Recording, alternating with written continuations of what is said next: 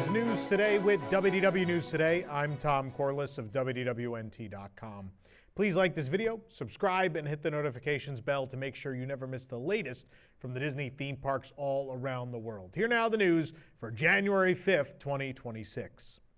Stacey, the beloved host for the former Must Do Disney show on Resort TV, has returned in a new Walt Disney World ad. Must Do Disney debuted back in 2005 and was a staple of Walt Disney World's television programming for over 15 years. The show took viewers on a journey across 4 theme parks, 2 water parks, and Disney Springs to bring you the must-do Disney attractions and entertainment at Walt Disney World that you, well, must do. In 2020, Must Do Disney was removed from resort television across Walt Disney World. Obviously, all of it was out of date when the parks reopened from COVID-19. But for years now, fans have lamented the loss of the show and Stacey as a host. Now Stacey has returned to a Walt Disney World advertisement. The ad we found in the sponsored ad media library for Walt Disney World. Why don't we let's just show it right now. Here you go. Here you leave today and enter a world of must-dos. For whatever you love, infinite worlds await. Hey girls, how you been? This is such a weird and wonderful thing.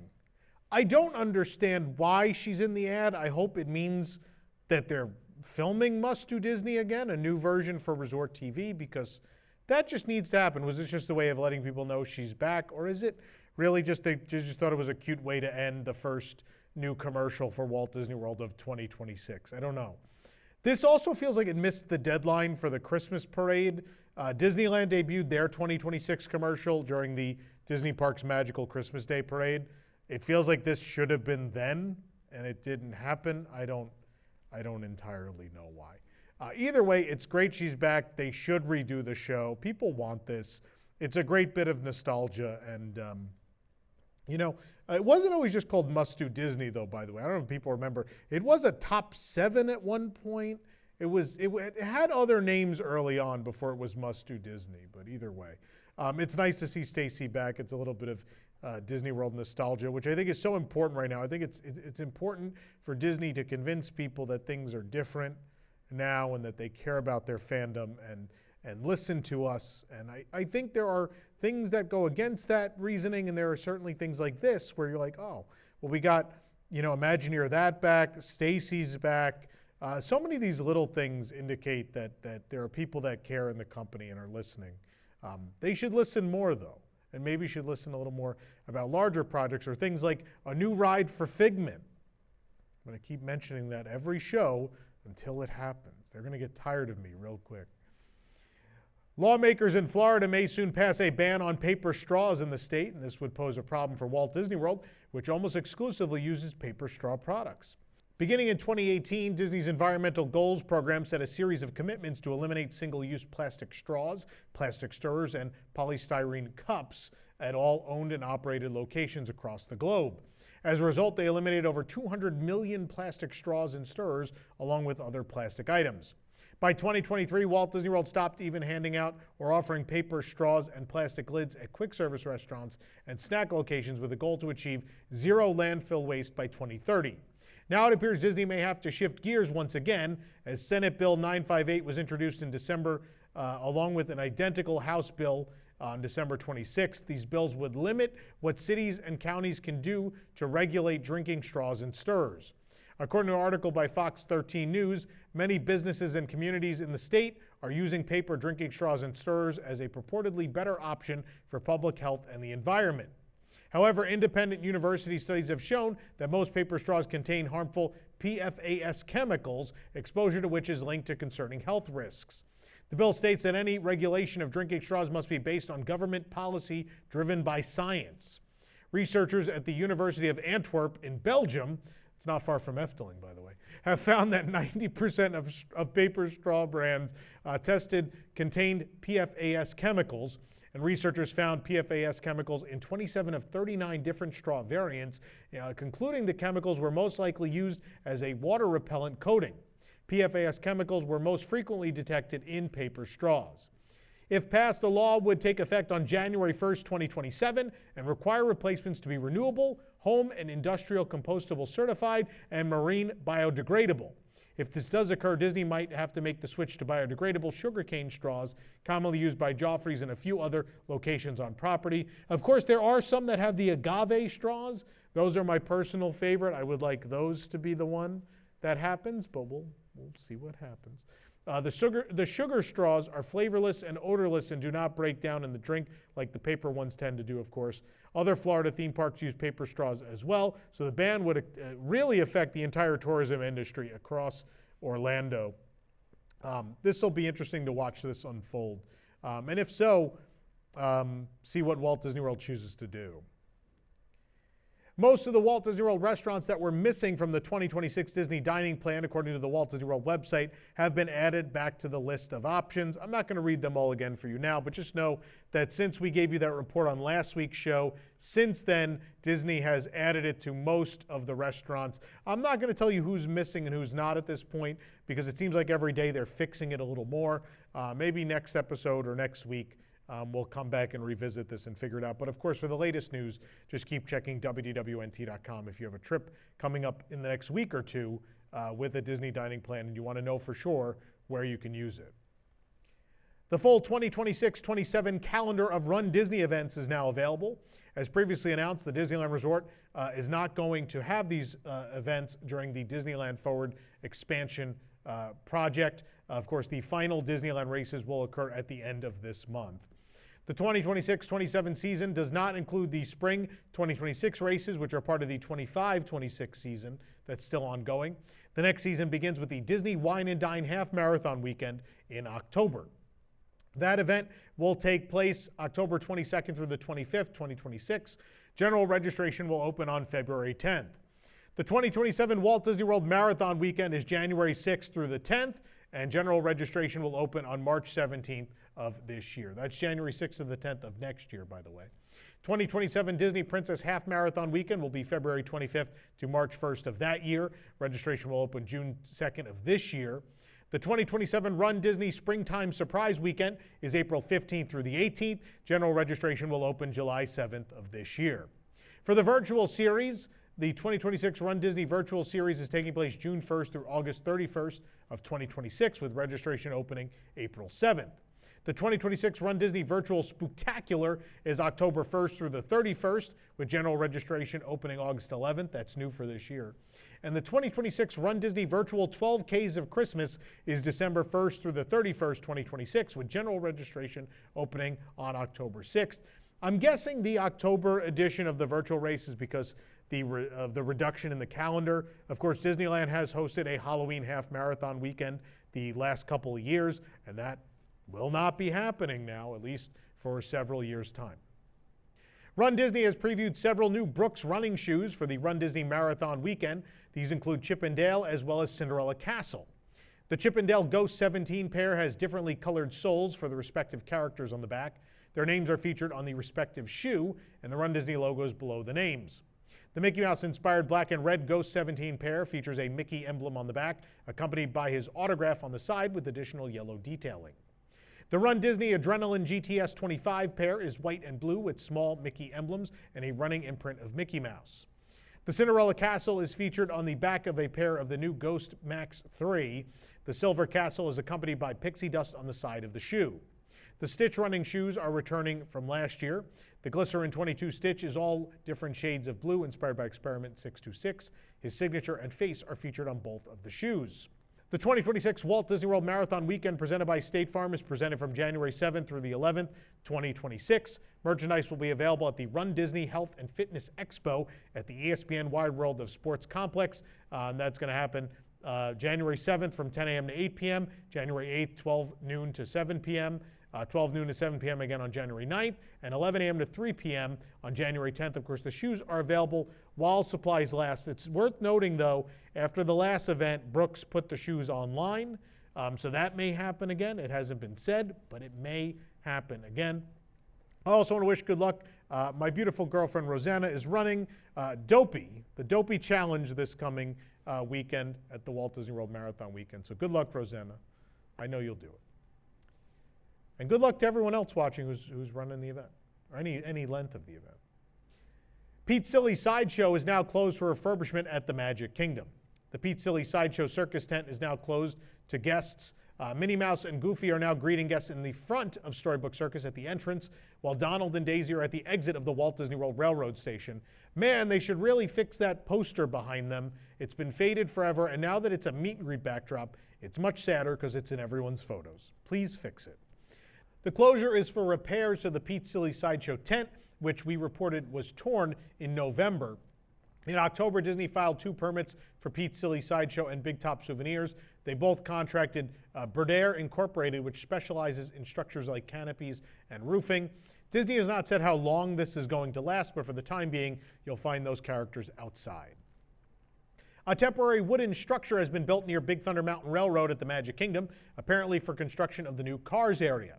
The structure is clearly not permanent. It's at the edge of some Big Thunder Mountain Railroad rockwork. It's at the exit, actually, of one of the tracks where the Rivers of America used to be. It may be covered eventually. Maybe this is going to be something that's there as construction continues to protect guests from any debris that may come over the wall or something.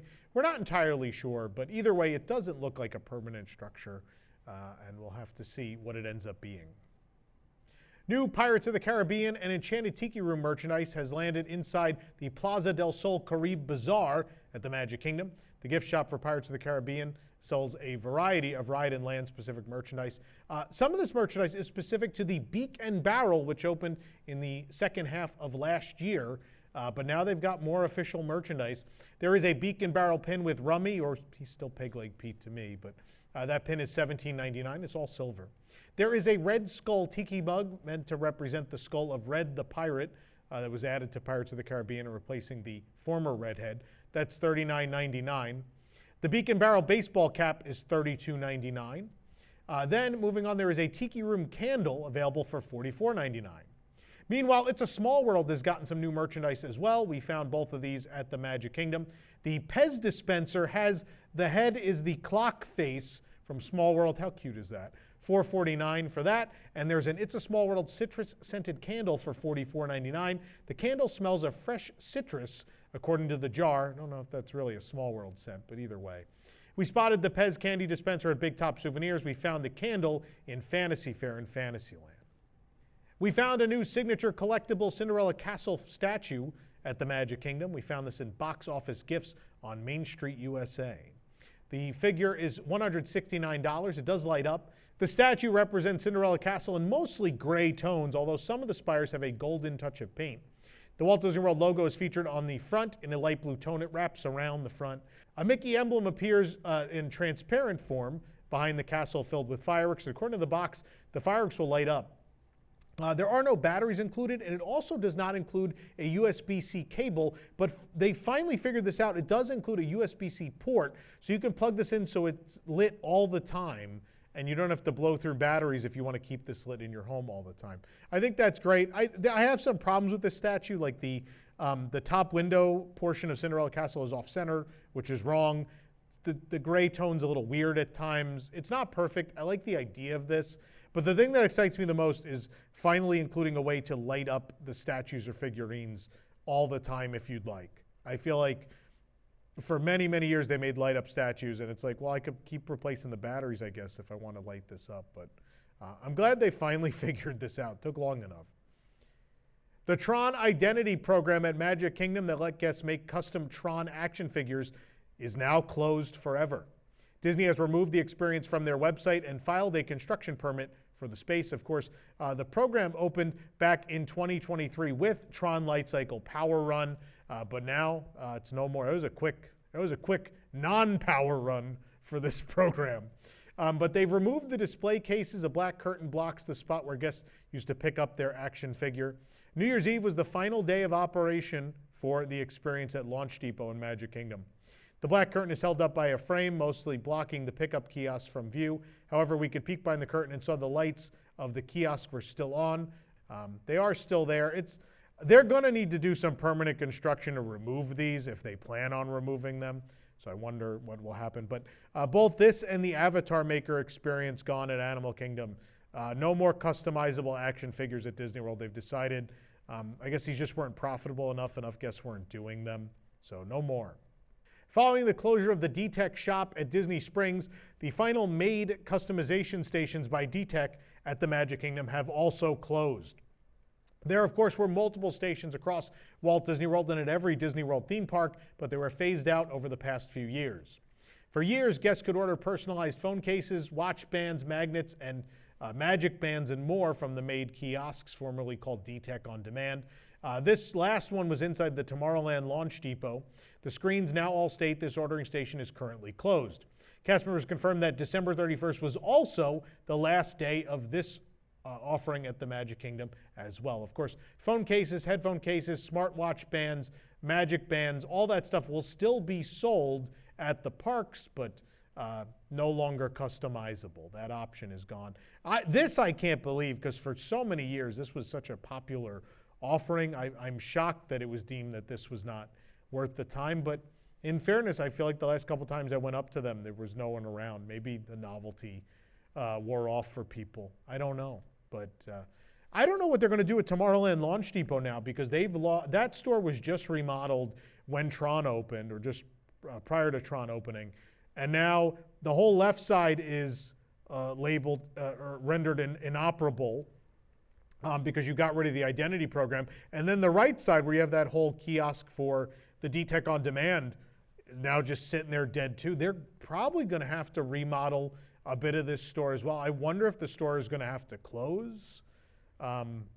Nothing's been said yet, so we'll keep an eye on it.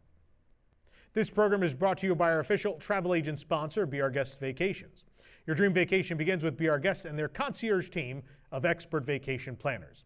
Head on over to wwnt.travel, and their team will design your next magical vacation, from the Walt Disney World and Disneyland Resorts to Disney Cruise Line to Adventures by Disney and more. And the best part is their concierge services are 100% free. So book today. The home for specialty poutines and soft serve ice cream near the entrance to Epcot's World Showcase is closing for refurbishment. With the closure, the popular snack stand will be missing from one or more Epcot festivals. According to the Walt Disney World website, Refreshment Port will be closed for refurbishment beginning on January 12th. Currently, the location will be closed through March 3rd. As of reporting, that was the last date on the calendar. Disney has not said what is going on with the establishment, but nonetheless, with the refurb, it is possible that a specialty poutine will not be on the menu for the 2026 Epcot International Festival of the Arts, which will begin on January 16th and run through February 23rd, 2026. The Flower and Garden Festival begins a little later in March than March 3rd, and so maybe poutine will be back, maybe Refreshment Port will be back by then. We'll keep you in the loop. The Encanto ride building at Disney's Animal Kingdom is getting bigger by the day. Crews are using a tower crane installed back in September to construct the building's framework, the framework of the casita. Since our last update from the ground, it looks like the building framework has about doubled in size. Most of the construction takes place overnight and in the early morning. For now, it's just crisscrossing steel beams, but once the frame is done, walls will be added, of course. In the photo you're looking at here, you can see the crane actively lowering something above the steel structure. It's multiple stories tall, towering over the construction walls and vehicles. There are large dirt piles in the area following excavation for the building's foundation. An aerial view gives a better idea of the scale of the project. The Encanto ride, of course, will be part of the new Tropical America's Land, which replaces Dinoland USA. The final phase of Dinoland's closure will be in February, when Dinosaur and Restaurantosaurus close forever. Disney has set the reopening date for Harambe Market at Disney's Animal Kingdom, with hours now listed on the website. Harambe Market is set to reopen on March 1st, 2026. The current hours listed are 10:45 a.m. to 3:15 p.m. The official menu has not been revealed online yet, but of course they've said the menu will be changed to offer more hamburgers and chicken nuggets and things of that sort, because those things are missing when Restaurantosaurus closes in February. Meanwhile, the Harambe Market rice bowls and wraps have moved to the Kusafiri coffee shop and bakery in Africa. The Lime Garage at Disney Springs will soon close for an almost 3-month-long refurbishment for general structural repairs and updates. According to the Central Florida Tourism Oversight District, the 5-level garage will undergo structural repairs. It'll be closed from January 12th through February 11th, 2026.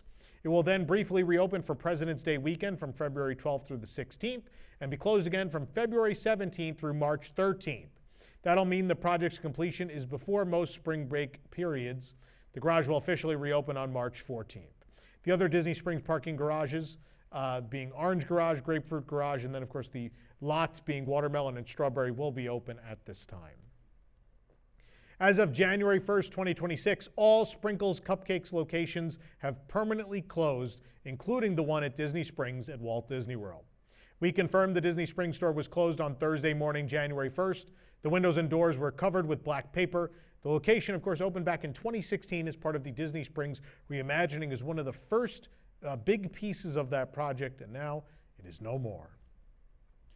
Banana lovers rejoice. Gideon's Bakehouse at Disney Springs at Walt Disney World has a new limited edition banana flavored treat lineup to kick off your new year. The new banana box pie cookie is $7. Yes, 7. This cookie combines real banana, toffee, and Gideon's Bakehouse's secret blend of spices topped with white chocolate and crunchy candied vanilla wafers. The new banana moon pie cake slice is $11 a slice.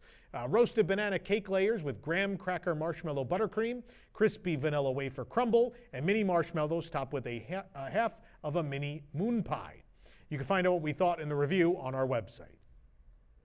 The 2023 lawsuit against Disney for a painful wedgie suffered at Typhoon Lagoon has been dropped by the plaintiff after time in court.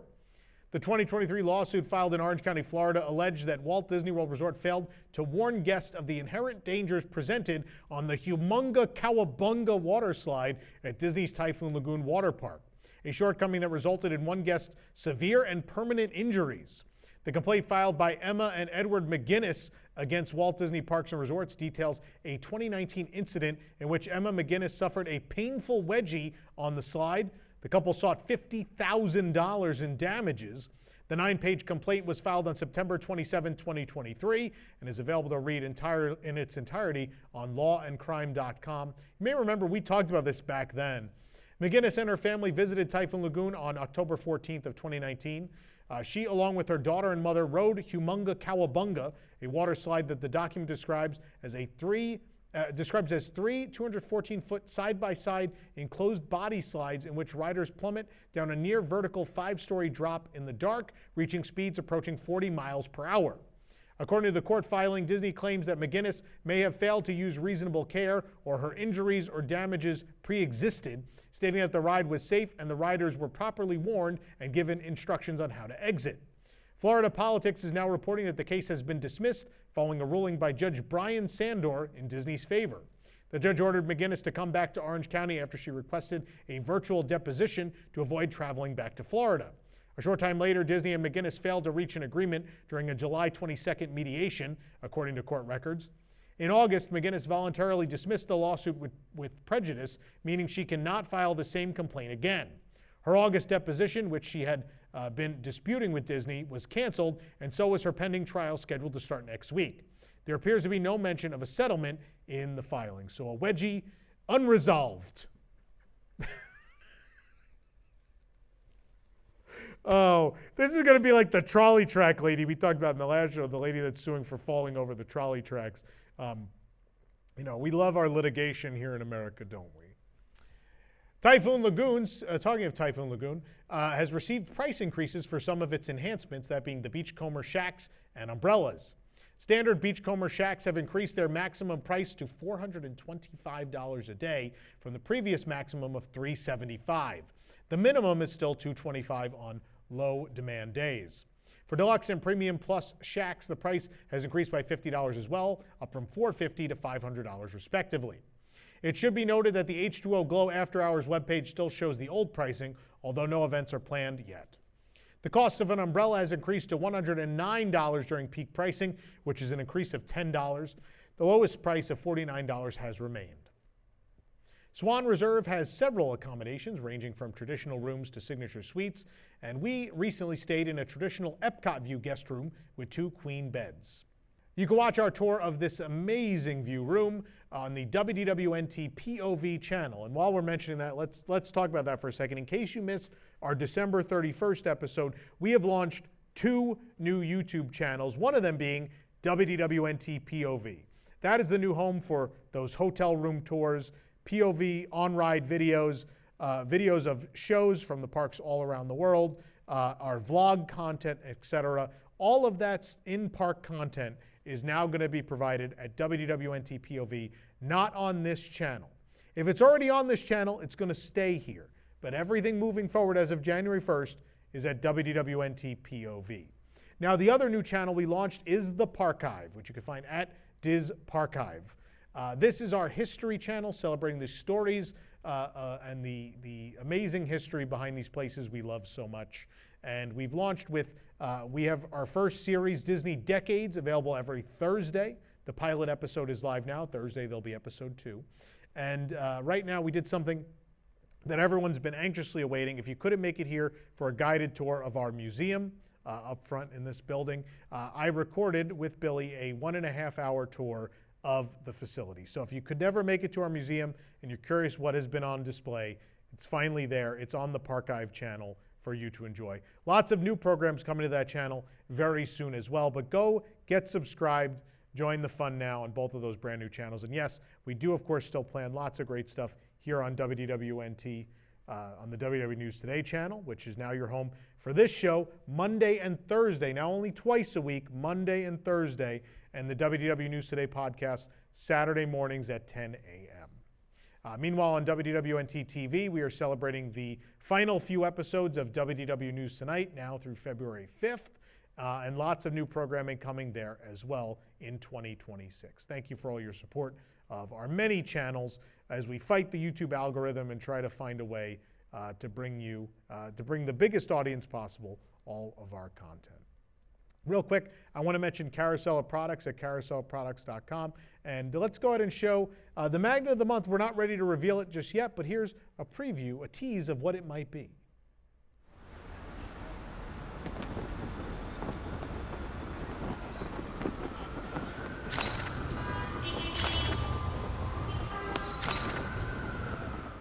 So you could join that Magnet of the Month program right now, carouselofproducts.com. And starting January 15th, we are launching a new program called the Pin of the Month. In case you don't like magnets, I wanted to have another way for everybody to take home this fantastic art every single month with original Disney theme park characters. So what better than a pin? You could wear it, you could put it on a board, display it, whatever you'd like. And so we now have magnets and pins, but in order to get that collection started off, we had to do this. I'll get it. There we go. Now I'm there. So this is the beginning of the Pin of the Month collection. This is the kickoff collection. It is a mystery pin box, and we're selling these right now. Because 7 magnets were released, yes, 7, in 2025, and we're launching the pin program in January, that means there would have been 7 magnets that never got released in pin form, or 7 pieces of artwork, I should say. Well, in order to make that happen, we have a mystery pin set. It's a limited edition of only 250 of each pin, and all the existing magnet designs are here. And when they're gone, though, so you might want to hurry up and get in on these. So, of course, we start the collection with Dinosaur Gertie. We also have Sunny Eclipse, the Intergalactic Lounge Singer, and the Carnotaur from Dinosaur. These are the first 3 magnets we made. And then when the program started, we have September was Aladar. October was my favorite, Peter Gabriel. I almost cried when we got this pin, just knowing that there's a Peter Gabriel pin in existence now from Food Rocks. November, which this magnet completely sold out. We don't have this magnet at all. This is Dr. Seeker and Dr. Marsh from Dinosaur. And last but not least, December's magnet, which was Santa Gertie. And I promise you in 2026, no more dinosaurs. We're not making any more dinosaurs. But go get your mystery pin boxes right now. Carouselofproducts.com. Again, only 250 of each pin exists. You get 2 in a box for $22.99. Same price as at Disney parks. And also, if you're a Wigs member, you do get your discount on this, as you do on all the products we release. But again, January 15th, we're going to launch that Pin of the Month program. So be ready. Real quick, I also got to mention that we are doing an event for the Farewell of Rock and Roller Coaster starring Aerosmith. We call this event the Sweet Emotional Farewell Tour. It's taking place on February 28th. Tickets are available now at events.wdwnt.com. disneyland-inspired.com. As of right now, 5 Imagineers who made this attraction happen are signed on to be with us. We're hoping to have a couple more announced very soon, but registration now open for this event. 2 of the Disneyland Resort ticket booths have been almost completely demolished to make space for the new Porto's Bakery. The 2 booths are gone from view after some guests saw an excavator pulling them apart. Construction walls surround the former site of the booths and the La Brea Bakery. Anaheim approved the demolition of the booths and bakery a few weeks ago. Over the construction walls, we did see one section of a ticket booth still standing, but that was it, and now they're completely gone now. There are 6 other Disneyland Resort ticket booths yet to be officially closed or demolished. They're rarely used at this point. It's believed at some point during Disneyland Forward, the Esplanade will be redone and these will go away, but for the time being, they are still there. Some in operation for various uses, some not, but at least 2 of them have fallen in the name of Porto's Bakery. Disneyland Resort is getting a Jiminy Cricket sipper and a Mad Tea Party Teacups bottle topper during the last year of the 70th anniversary celebration. Both will be available this month while supplies last. So available starting January 8th is the Jiminy Cricket in his full articulated form for the sipper. One hand holds the top of his hat and the other holds his umbrella. The adjustable strap is orange and has Disneyland 70 text on it. It includes a choice of beverage at the time of purchase. There's a limit of 2 per person per transaction. Also starting January 8th is the Alice in Wonderland bottle topper for covering your beverage.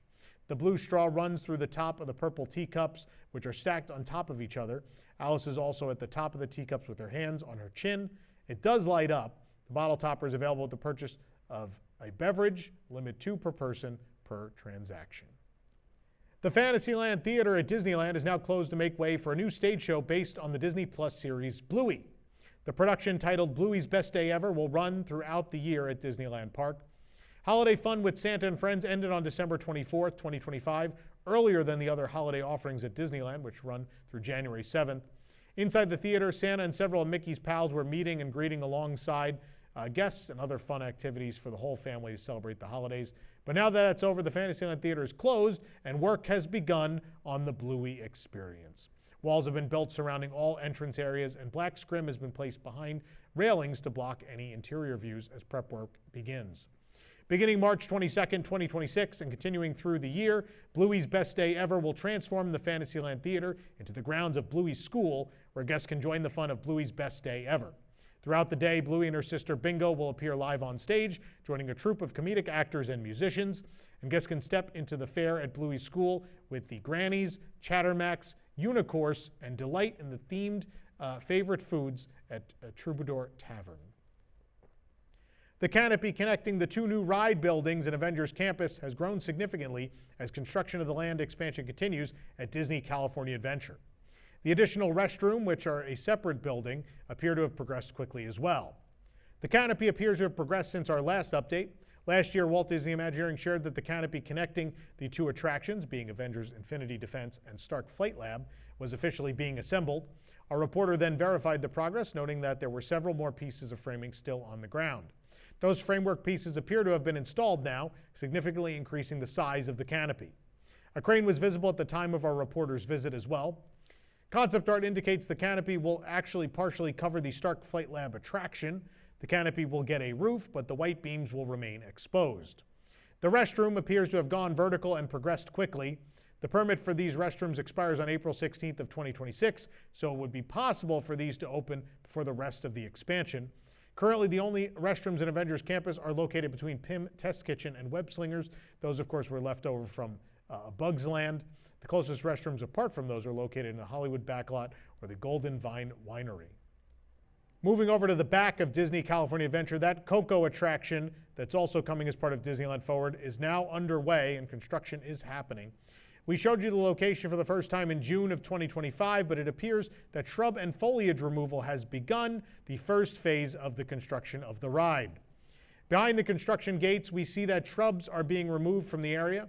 There is only a little upturned dirt so far, though we anticipate more plants will be removed shortly, with the area being completely cleared in the future. The area is blocked off with temporary fencing and a green scrim. The plant removal is taking place in a backstage space behind Pixar Pier and the Incredicoaster, as you can see in the photo. The entrance to the ride will be located between Paradise Gardens Park and Pixar Pier, as seen in the concept art. Temporary buildings are also backstage, likely to be used for this construction project. The construction is taking place at the back of the park, which is also near the intersection of Downtown Drive and Disneyland Drive. From a broader perspective, the attraction will be located near Catella Avenue and Southwest Drive. Across the street from the new attractions location is the parking lot and the Pixar Place Hotel, which is where we took the photos from. We still don't know exactly what the attraction is. It does look to be a boat ride, but other than that, we don't know a lot of details. But either way, it was announced at D23 last year, and it looks exciting. I'm excited about it. The large screen on the Tomorrowland stage at Hong Kong Disneyland has gone dark as the area is prepared to become the newest section of the Marvel Stark Expo. The latest construction progress of Hong Kong Disneyland's Marvel-themed area has been shared on Instagram by the Disney Magical Kingdom blog. The Marvel area was first announced over a decade ago. The Stark Expo in Tomorrowland began with the Iron Man experience in 2017, and then Buzz Lightyear Astro Blasters was replaced with Ant-Man and the Wasp Nano Battle in 2019. You can watch videos of both of those attractions right here on this channel if you've never seen them. An e-ticket Avengers Quinjet ride was announced, and Autopia closed to make way for it back in 2021. The ride was supposed to open sometime around 2023, but there had been no announcement since 2019 surrounding that attraction. In June of 2024, Hong Kong Disneyland announced an expansion was still planned, and they revealed the new Spider-Man attraction taking the place of the Quinjet ride at D23 last year. I should say 2 years ago now. We're in 2026. Sorry about that. It was in 2024. As part of the ongoing work, the large screen at the Tomorrowland stage has been turned off. The stage is located just to the left of the expo shop. Based on the concept art, the new Avengers Drop Tower Spider-Man attraction will utilize this space, and the entrance may even be right where this stage is. Construction cranes can be seen just behind the former stage, roughly where the bulk of the Autopia attraction used to be. Hong Kong Disneyland recently released new concept art for the ride. The original concept art seemed to focus purely on Spider-Man. The new concept art shows the Avengers Tower of sorts, and the second piece shows Doctor Strange, Thor, Black Panther, and Spider-Man with the dropping car of guests, and Asgard is in the background. So maybe this isn't purely a Spider-Man ride anymore. I don't know if it's still like focused on him or not, but details are scarce. But either way, Spider-Man or Avengers Tower of Terror coming to Hong Kong Disneyland. Multiple sources have confirmed that the Disney Adventure has departed Bremerhaven, Germany, and is en route to Singapore for its maiden voyage in March. Following its first float out in the spring of 2025, a delay amidst sea trials, and officially being handed over to Disney just last month, the Disney Adventure is now setting sail for its home port. Several outlets, including Serial Soon Pal and Maritime Perspectivin, have reported via Instagram that the ship is being prepared to move out of its current location in Bremerhaven. Just weeks ago, the Adventure was slightly damaged after a container struck the starboard side of the ship. The damage has been repaired, and now the Adventure will voyage towards Singapore via Madeira, Port Canaveral, Los Angeles, and Tokyo before arriving at its final destination. Yes, it is taking the long way around for reasons. The Disney Adventure's maiden voyage will set sail on March 10th, 2026. We will be there. We're going. So stay tuned for all that. Maybe we're going to see it when it's here in Port Canaveral. Disney hasn't told us yet. I assume there's going to be some media preview. But either way, we're going to be on the Maiden and bring you all the excitement. This unique ship began its life as the Global Dream, commissioned by Genting Hong Kong's Dream Cruises. Construction began in 2018, but Genting collapsed before the ship could be finished. Disney Cruise Line purchased it in 2022. This will be Disney's largest cruise ship, accommodating up to 6,000 passengers. And it is weird, wacky, and wild. It is different, so different from every Disney cruise ship ever. For the absolute latest on these stories and all that didn't make it into today's show, be sure to check WDWNT.com and follow us on all your favorite social media platforms. You can support the entire team behind this show and others by joining the WDWNT Interglobe Society at patreon.com/WDWNT. Get access to exclusive content, discounted show and event tickets, and more, including a special event ticket just for WIGS members at that Rock and Roller Coaster farewell. A special shout out to all our WIGS members watching who make this show happen every week. For the worldwide leader in Disney Parks news, this is Tom Corliss saying enjoy the rest of your today and have a great, big, beautiful tomorrow.